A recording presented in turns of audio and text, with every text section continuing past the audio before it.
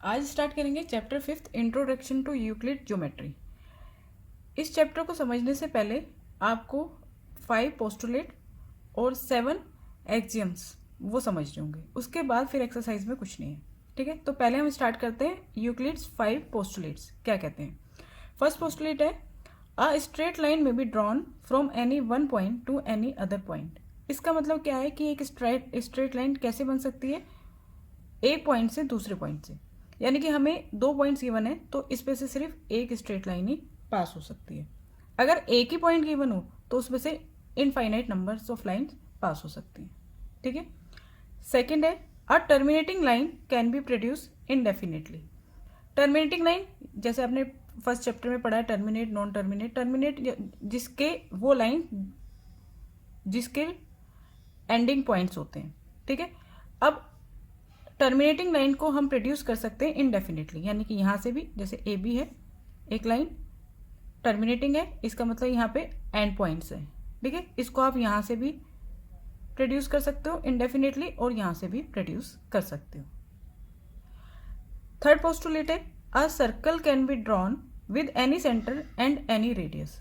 इसका क्या मतलब हुआ, हम कोई भी एक क्या गिवन है, हमें यहाँ पे एक सेंटर गिवन है, एक सेंटर से कहीं पे भी जो भी सेंटर है उससे हम एक सर्कल ड्रॉ कर सकते हैं कितने भी रेडियस का, चाहे हम 2 सेंटीमीटर रेडियस का ड्रॉ करें, चाहे हम 5 सेंटीमीटर के रेडियस का ड्रॉ करें, हम किसी भी सेंटर से कितने भी रेडियस का सर्कल ड्रॉ कर सकते हैं।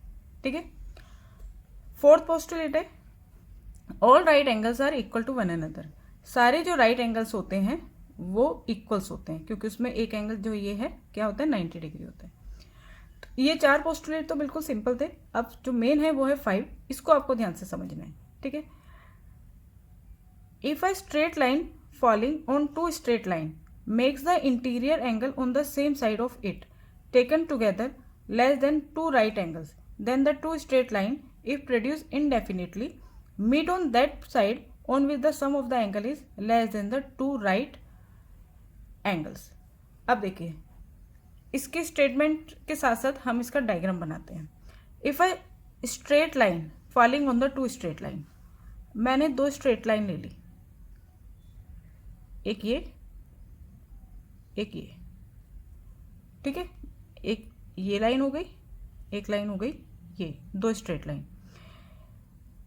एक स्ट्रेट लाइन फॉल कर रही है 2 स्ट्रेट लाइन पर, और यहाँ पर एक स्ट्रेट लाइन इन दोनों स्ट्रेट लाइन पे फॉल कर रही है। ठीक है, makes the interior angle on the same side of it.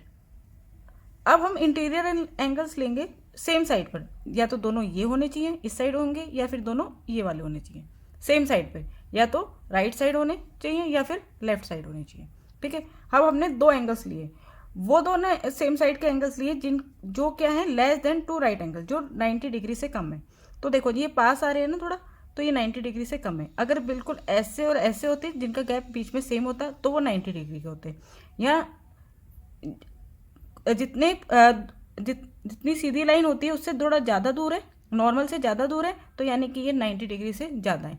तो इन दोनों का जो सम होगा वो क्या होगा, 180 डिग्री से कम होगा। इन दोनों इंटीरियर एंगल का जो सम होगा वो 180 डिग्री से कम होगा, यानी कि लेस देन 2 राइट एंगल्स।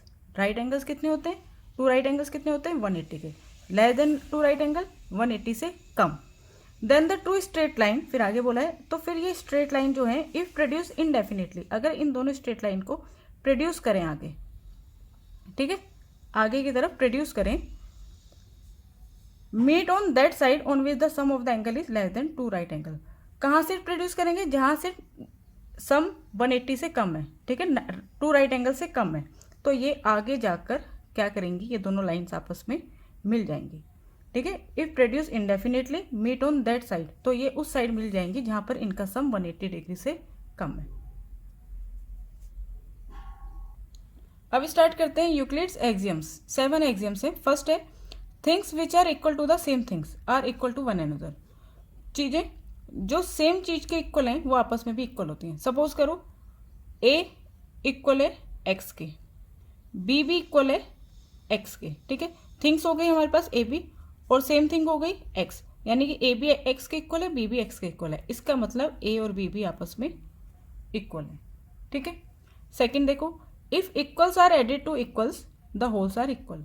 अगर दो चीज जो इक्वल हैं उसमें अगर इक्वल चीज ही ऐड कर दें, हमने ऐड कर दिया सपोज वो इक्वल चीज क्या ऐड कर दी, एक्स, तो बोथ साइड एक्स ऐड कर दिया, तो ये दोनों भी होल्स जो बन गए ना a प्लस एक्स और b प्लस एक्स, ये भी क्या होंगे, आपस में इक्वल होंगे।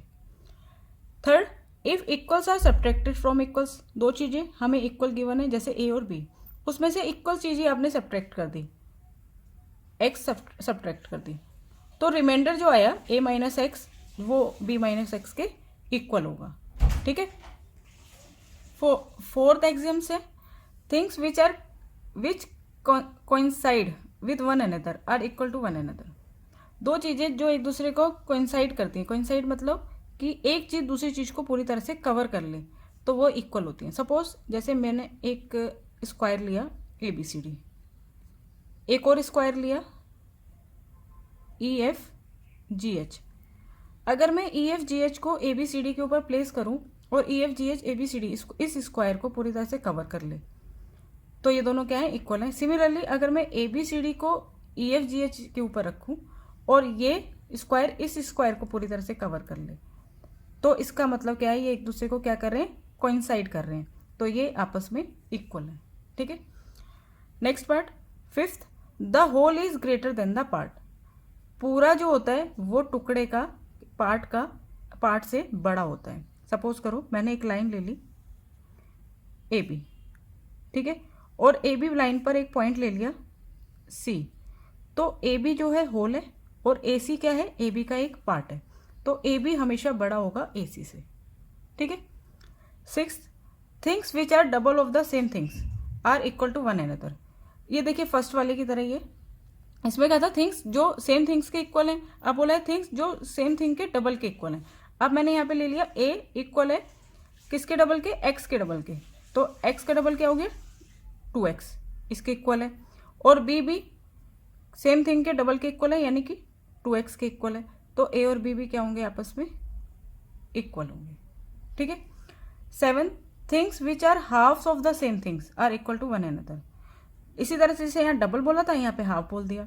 जैसे A X के हाफ के इक्वल है, X का हाफ क्या हो गया, X/2, B भी सेम थिंग के हाफ के इक्वल है यानी कि X के हाफ के इक्वल है, X/2 के इक्वल है, तो A और B क्या होंगे, आपस में इक्वल होंगे।